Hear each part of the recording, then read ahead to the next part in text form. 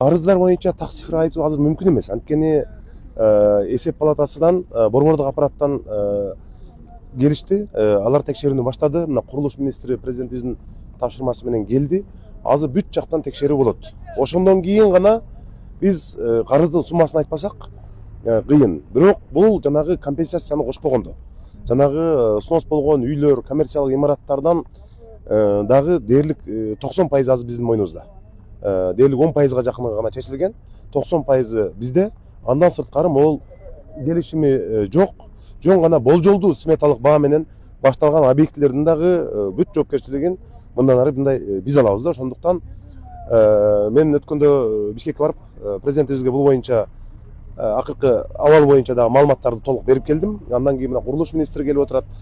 Менимче ушу бир айдын ичинде карыздардын көлөмү мындай ачыкталат. Ошондо биз коомчулукка, журналисттерге мындай ачыктайбыз да. Мисалы ошол эле Бишкек шаары менен салыштыратын болсок, Бишкек шаарында мен мэр менен сүйлөштүм, 1 сом да карызы жок. Курулуш жана подрядчиктер деп коебуз го.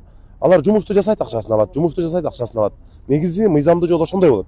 Бирок мен шаардыктарга бир нерсени айтып коюшум керек, башталган бир дагы курулуш иштери токтобойт.